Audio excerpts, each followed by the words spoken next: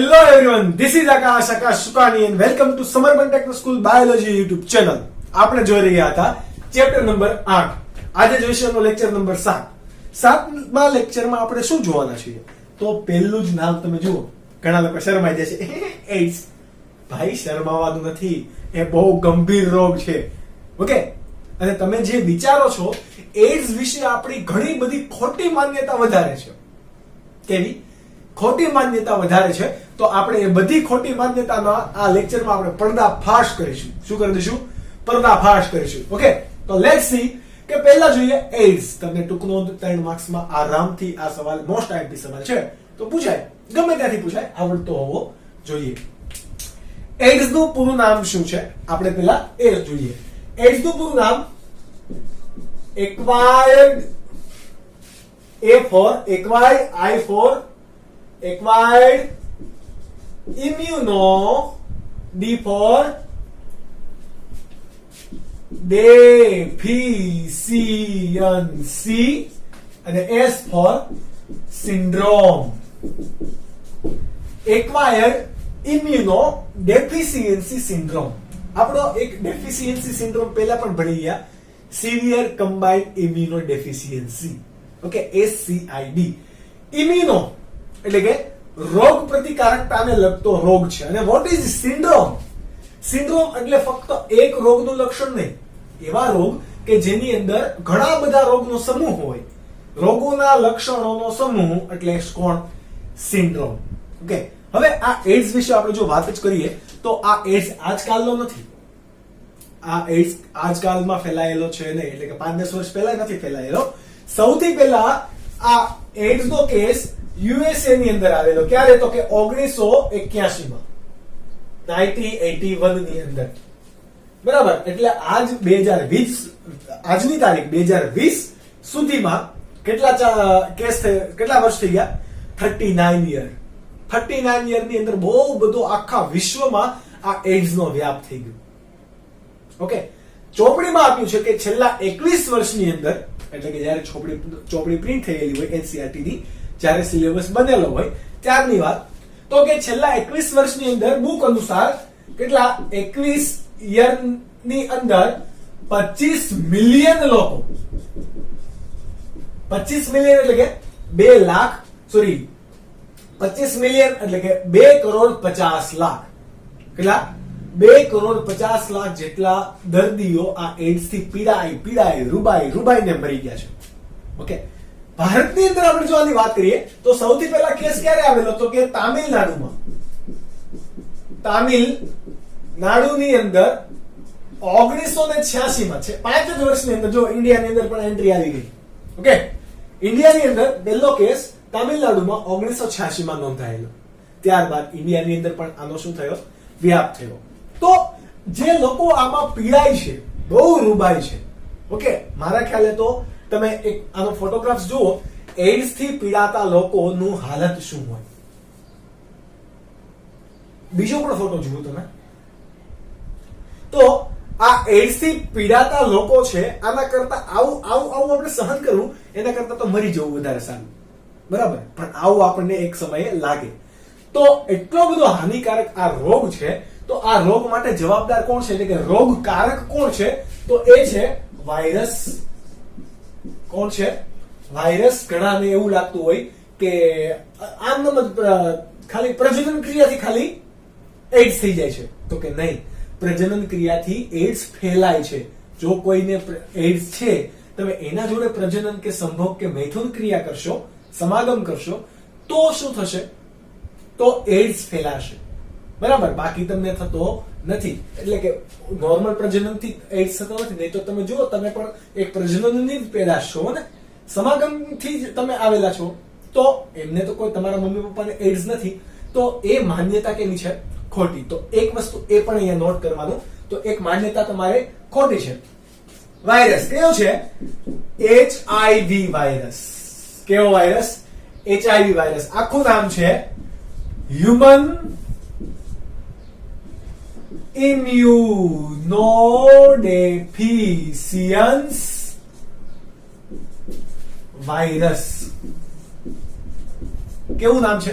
Human immunodeficiency virus, in short HIV. કેવો? HIV. હવે આ હ્યુમન એટલે કે કોણ? આપણે પ્રાણી. તમને એ પણ ખ્યાલ છે કે કોઈ પણ પ્રાણી પર અસર કરતા વાયરસમાં જનનદ્રવ્ય તરીકે કોણ હોય? RNA. અને વનસ્પતિ પર અસર કરતા વાયરસની અંદર જનનદ્રવ્ય તરીકે કોણ હોય? DNA. જેમ કે ટોબેકો મોઝેઇક વાયરસ. ઓકે, તો ટોબેકો મોઝેઇક વાયરસમાં ઇવન બેક્ટેરિયોફેજ ની અંદર પણ આપણે શું જોયું હતું? તો કે વાયરસ RNA. HIV વાયરસ છે તો HIV ની અંદર જનનદ્રવ્ય તરીકે કોણ વર્તે? તમને એક વસ્તુ હજી યાદ હશે કે વાયરસની અંદર કાં તો DNA હોય કાં તો RNA હોય, બંને હશે નહીં. આ એક વસ્તુ હજી તમારે યાદ રાખવાનું. તો એનો ચેપ કઈ લાગે એટલે કે સંક્રમણ કઈ રીતે થાય? શું સંક્રમણ કઈ રીતે થાય એ ભણીએ. ઓકે, સંક્રમણમાં હું આ બાજુ ચાર્ટ લખતો જઈશ, આ બાજુ તમને ડ્રો કરીને સમજાવું. સંક્રમણ કોણ કરશે? તો કે HIV વાયરસ. આ શું છે? HIV virus. સમજી લો આવો છે. આ વાયરસની અંદર જનનદ્રવ્ય તરીકે શું છે? RNA. કોણ છે? RNA. ઓકે, હવે આ RNA જ્યારે પણ આપણા શરીરની અંદર આવેલા માસ્ટ કોષો, કેવા કોષો? માસ્ટ કોષો. માસ્ટ કોષોની અંદર શું હશે? એક કોષ કેન્દ્ર પણ હશે. તો આપણે એ પણ અહીંયા ડ્રો કરી દઈએ. આ કેવો છે? પ્રાણી કોષ. કયો કોષ છે હકીકતમાં પ્રાણી કોષમાં? માસ્ટ કોષ. વાયરસ આપણા શરીરમાં જ્યારે પણ આવશે તો એ સૌથી પહેલા કોને અસર કરશે? વાયરસ કોને અસર કરે? માસ્ટ કોષોને. કઈ રીતે અસર કરશે એવું તમને કહું કે આ વાયરસ છે તો વાયરસ આખે આખો અંદર ઘૂસી નહીં જાય શરીરની કોષની અંદર. વાયરસમાંથી ફક્ત કોણ ઘૂસે છે? એનું RNA. કોણ ઘૂસે છે? RNA. RNA ઘૂસે. તમને એમ થાય હવે આપણા શરીરની અંદર તો કોણ હોય? તો કે DNA હોય. તો આ RNA કયું છે? Viral RNA. પ્રાણી કોષમાં ઘૂસે છે. પ્રાણી કોષમાં ઘૂસીને તમને ખબર હશે કે વાયરસમાં રિવર્સ પ્રત્યાંકન થાય, ઉલટું પ્રત્યાંકન થાય. તમે ચેપ્ટર નંબર 6 ની અંદર ભણી ગયા, બરાબર? જ્યારે મનુષ્યની અંદર શું હોય? DNA માં સ્વયંજનન થાય. સ્વયંજનન થયેલું DNA માંથી mRNA બને પ્રત્યાંકન દ્વારા અને એક ભાષાંતરણ દ્વારા પ્રોટીન બનાવે. પરંતુ વાયરસની અંદર ઉલટું હોય. વાયરસની અંદર શું થશે? તો કે RNA નું સ્વયંજનન થતું હોય અને એમાંથી એ શું બનાવતા હોય? DNA બનાવતા હોય. તો આ પ્રત્યાંકન જે છે હકીકતમાં પ્રત્યાંકન DNA માંથી RNA ને કહેવાય. RNA માંથી DNA બને છે એટલે આ પ્રત્યાંકનને શું કહેવાશે? રિવર્સ પ્રત્યાંકન અથવા તો ઉલટું પ્રત્યાંકન. ઓકે, તો આ વાયરલ DNA જ્યારે શરીરમાં આવે છે એટલે કે વાયરલ RNA સોરી આ વાયરલ RNA આવે છે એ હવે શેમાં ફેરવાઈ જશે?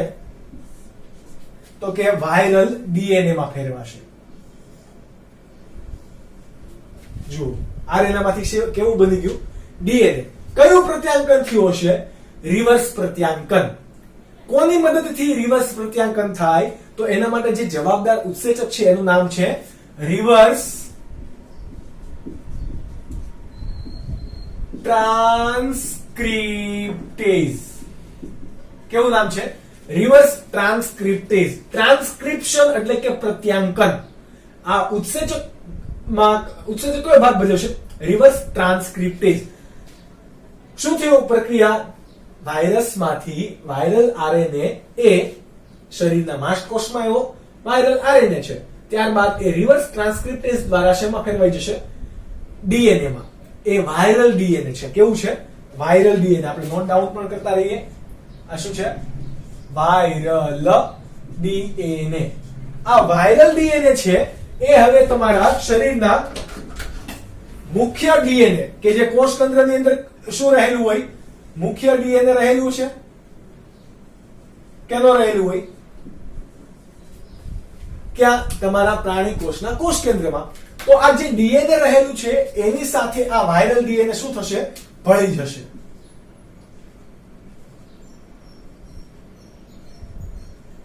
આ ડીએનએ વાયરલ ડીએનએ એમાં ભળી ગયું. હવે તમને ખબર છે આપણા શરીરની અંદર ડીએનએ નું સ્વયંજનન તો ઓટોમેટિક થતું જ હોય કે જેના માટે જવાબદાર કોણ હોય? સ્વયંજનનની શૃંખલા. તો આપણા ડીએનએ ની અંદર થાય જ છે. આ ડીએનએ ને સ્વયંજનન પામવું હોય વાયરલ ડીએનએ ને, તો એને ક્યાં ભળવું પડે? આપણા એટલે કે મનુષ્યના મૂળ ડીએનએ સાથે ભળવું પડે. તો એ માસ્ટ કોષના કોષ કેન્દ્રની અંદર રહેલા ડીએનએ સાથે શું થઈ જાય? મિક્સ થઈ જાય છે. મિક્સ થઈ જાય પછી એ શું કરે? તો કે વાયરલ ડીએનએ છે એ વધારે યાદ રાખે એટલે એની સંખ્યામાં શું કરશે? વધારો. શું કરશે? સંખ્યામાં વધારો. કોનો? વાયરલ ડીએનએ ની સંખ્યામાં વધારો કરી દે. તો એના કારણે શું થયું? વાયરસનું પ્રમાણ વધી ગયું. એટલે કે હવે અસર તો દેખાડશે જ એની. તો આ વાયરસના એક ફેક્ટરી તરીકે કોણ વર્તે? માસ્ટ કોષ. કોણ વર્તે? માસ્ટ કોષ. ત્યારબાદ અહીંયાથી જે વાયરસ બન્યા છે એટલે કે વાયરલ ડીએનએ બન્યા છે એ એક વાયરસ તરીકે ફરીથી જન્મશે. આ કોષની બહાર નીકળીને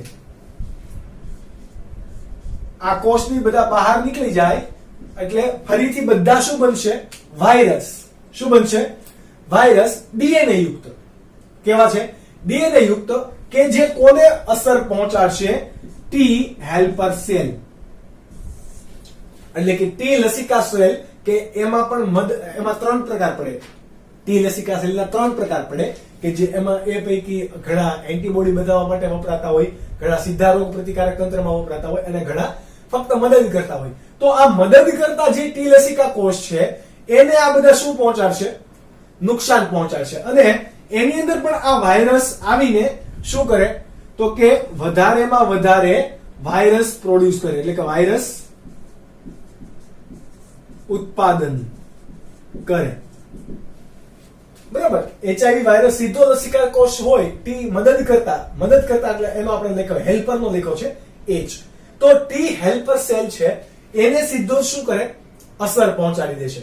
આ અસર કરે છે એટલા માટે હવે આપણું ટી લસિકા કોષ ધીરે ધીરે શું કરશે?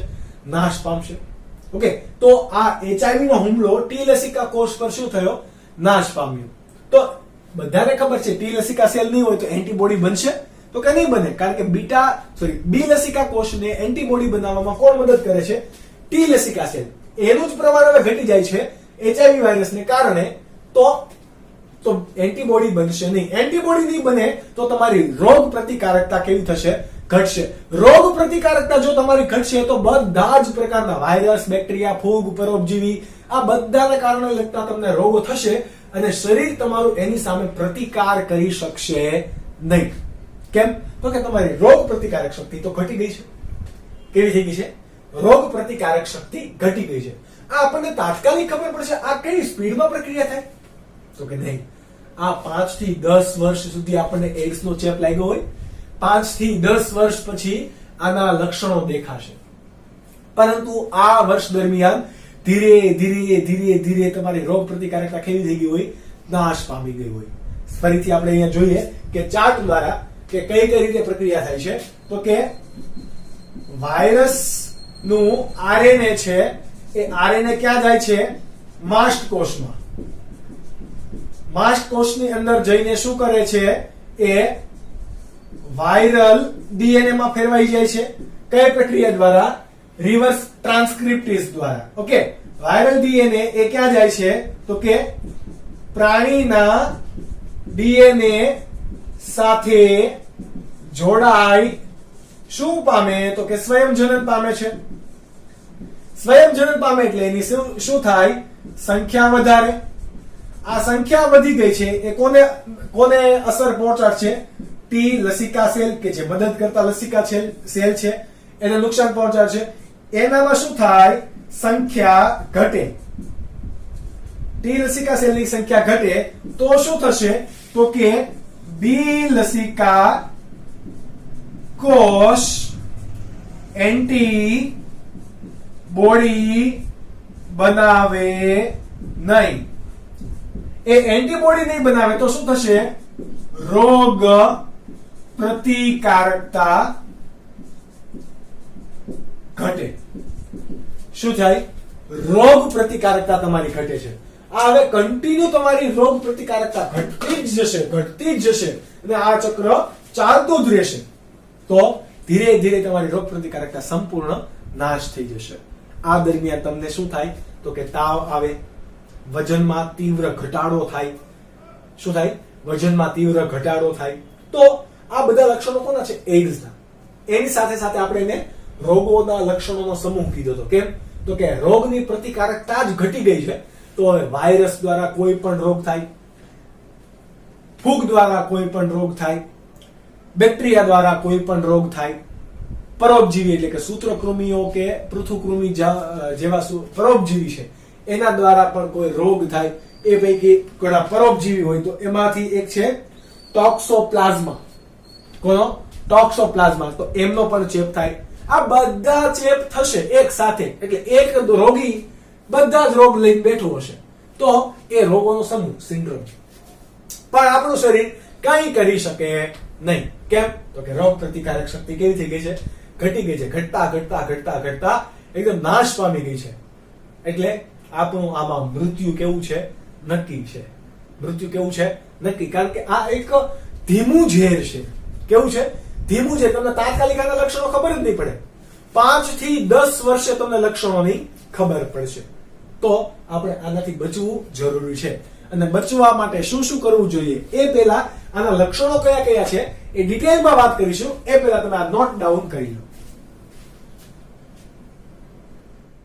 ત્યારબાદનો ટોપિક છે, અત્યાર સુધી આપણે જોયું એઇડ્સ કઈ રીતે સંક્રમણ ફેલાય, કઈ રીતેનું ચક્ર ફેલાય એ. હવે જોઈએ એઇડ્સના એક્ચ્યુઅલી ફેલાય કેવી રીતે. આપણી જે માન્યતાઓ હતી એ માન્યતાથી આપણે આગળ આવીએ. ફેલાવો કઈ રીતે થાય? તમારે એમાં 4 મુદ્દા યાદ રાખવાના છે. પહેલો ફેલાવો સજાતીય કે વિજાતીય સમાગમ દ્વારા. કોને કહેવાય સજાતીય સમાગમ? તો કે નર અને નર, માદા અને માદા એટલે કે ગે અથવા તો લેસ્બિયન હોય તો એ સમાગમ દ્વારા પણ, એ પૈકી કોઈ એક પાર્ટનર એઇડ્સ ગ્રસ્ત છે તો બીજો કોઈ પાર્ટનર એના જોડે જો સમાગમ કરશે તો એને પણ એઇડ્સ થશે, કારણ કે વાયરસ એ દ્વારા વહન પામશે. વિજાતીય એટલે કે નર અને માદા દ્વારા સમાગમ તમે કરો, એ પૈકી પણ જો કોઈ એચઆઈવી ગ્રસ્ત છે તો ફેલાવો થશે. ત્યારબાદ એચઆઈવી યુક્ત રુધિરદાન એટલે કે કોઈ પણ વ્યક્તિ રુધિરનું દાન કરે છે, રક્તદાન કરે છે, એ પોતે એચઆઈવી ગ્રસ્ત છે. એચઆઈવી ગ્રસ્ત છે કારણ કે હવે આપણે પહેલા વાત કરીએ 5 થી 10 વર્ષ સુધી ખબર નથી પડતી, પણ એચઆઈવી ગ્રસ્ત બ્લડ છે તો એને આપણે શું કરાય? એ કોઈ બ્લડ એ દાતા તરીકે વર્તી બ્લડનું દાન કરે છે તો એ બ્લડ પાછા આપણે લઈએ તો ઓબ્વિયસલી વાયરસ એ બ્લડમાં હોવાનો, તો આપણને એચઆઈવી થઈ શકે. ત્યારબાદ અંગ પ્રત્યારોપણ એવા વ્યક્તિનું, કોઈ એચઆઈવી ગ્રસ્ત માણસ છે એની કિડની લઈને આપણા શરીરમાં કિડની ફિટ કરીએ તો આપણે નોતરીએ છીએ કોને? એચઆઈવી ને. એટલે કે એઇડ્સ રોગને આપણે આમંત્રણ આપીએ છીએ કે ભાઈ આ મુજે માર. ઓકે, એના જેવું. ત્યારબાદ ત્રીજો ફેલાવો કઈ રીતે થશે? એચઆઈવી દર્દીની વપરાયેલી સિરિંજ કે બ્લેડ વડે. કોઈ પણ મેડિકલ અથવા તો કોઈ પણ હોસ્પિટલની અંદર કોઈ એચઆઈવી ગ્રસ્ત વ્યક્તિ છે એને ઇન્જેક્શન અપાયેલું છે અને એની એ સિરીઝ વડે જો તમને ઇન્જેક્શન અપાય તો તમને થઈ શકે કોણ? એઇડ્સ રોગ. ત્યારબાદ કોઈ ક્લીન શેવ, તમે જોજો ઘણી વખતે બાર્બર હોય એટલે કે વાળ કપાવવા કે દાઢી કપાવવા વખતે પણ, તો એ વખતે જયારે ક્લીન શેવ તમે કરાવો છો તો ક્લીન શેવ કરાવતી વખતે પણ બ્લેડ હંમેશા નવી વાપરવાનો આગ્રહ રાખવો. કેમ? કારણ કે કોઈ પણ નું બ્લડ હોય તો પિમ્પલ્સ કે આ ફૂટે છે એના દ્વારા બ્લડ દ્વારા જો એ બ્લડ બ્લેડ પર ચોટે છે અને એ બ્લેડ વડે જ તમારી દાઢી કરાય છે તો એ બ્લેડ વડે પણ તમને એચઆઈવી થઈ શકે. તો આ વાત હતી. ત્યારબાદ એચઆઈવી ગ્રસ્ત માતાના સ્તનપાનથી, માતાને એચઆઈવી છે એ પોતાના બાળકને ભરણ પોષણ માટે સ્તનપાન કરાવે છે તો ક્લોસ્ટ્રમ મારફતે એટલે કે દૂધ મારફતે પણ શું થશે? એ બાળકની અંદર એચઆઈવી સ્થળાંતરણ થશે. તો આ બાબત હતી ફેલાવો માટે. તો કે માન્યતા, હવે તમારી પાસે ઘણું બધું કે વાસણ કે એચઆઈવી ગ્રસ્ત માણસના અડવાથી, હેન્ડશેક કરવાથી, આનાથી ક્યારે પણ એચઆઈવી નો ફેલાવો થતો નથી. ઓકે, ત્યારબાદ અટકાવ કઈ રીતે એનો કરવો? ફેલાવો તો થાય છે તો અટકાવ કઈ રીતે કરવો? તો અટકાવ માટે અત્યાર સુધી કોઈની સચોટ પદ્ધતિ વર્ણવાઈ નથી કે નથી એની કોઈ રસી બની. એટલા માટે એઇડ્સ અસાધ્ય રોગ છે. તમને એઇડ્સ થયો તો તમે તમારું મૃત્યુ આવનારા 10, 12, 15 વર્ષની અંદર તમારું મૃત્યુ ફાઇનલ છે. આ રોગ એકદમ ધીમો છે એટલા માટે આપણે ધીમી આપણે પ્રક્રિયા કહી દીધી. ઓકે, ત્યારબાદ આપણા પાસે છે બે એસોસિએશન. પહેલું છે NACO અને WHO. WHO નું તમે નામ ઘણી વખત સાંભળ્યું હશે. એ પૈકી પહેલું આપણું લખીએ NACO નું પૂરું નામ. તો કે NACO એટલે કે કોણ? એક એવી સંસ્થા છે, એઇડ્સ ને લગતી સંસ્થા, કે જે શું કરશે તો કે ઘણા બધા આ ફેલાવો થાય છે તો એ ફેલાવા પ્રત્યે લોકોને જાગૃતિ અપાવશે. તમને ખબર એઇડ્સ માટેની આવી કંઈક સાઇન પણ છે, બરાબર? આવી કંઈક સાઇન, અને વિશ્વ એઇડ્સ દિવસના દિવસે બધા જ લોકો આવી સાઇનના ટી-શર્ટ પહેરે અથવા તો ફોટોઝ અપલોડ કરતા હોય, એટલે મે બી કદાચ તમને ખબર પણ હોય. ઓકે, તો એ એઇડ્સ ની શું છે? સાઇન છે. સાઇન એટલે કે એનું એ પ્રકારનું નિશાન છે. હવે વાત કરીએ આપણે NACO. તો કોણ છે NACO? NACO એક પ્રકારની સંસ્થા છે, જેવી રીતે WHO કામ કરે છે વિશ્વ રોગને અટકાવવા માટે, વિશ્વમાંથી કોઈ પણ રોગના અટકાવવા કે જાગૃતિ ફેલાવવા માટે. તો એવી રીતે છે NACO. એનું નામ છે પૂરું national A for AIDS, national AIDS, C for control, O for organization. ત્યારબાદ WHO નું બધાને નામ તો ખબર જ હશે, વર્લ્ડ હેલ્થ ઓર્ગેનાઇઝેશન, કે જેનું વડું મથક ક્યાં આવેલું છે? જીનીવા ખાતે. ક્યાં વડું મથક ક્યાં આવેલું છે? જીનીવા. આ એક વસ્તુ યાદ રાખજો.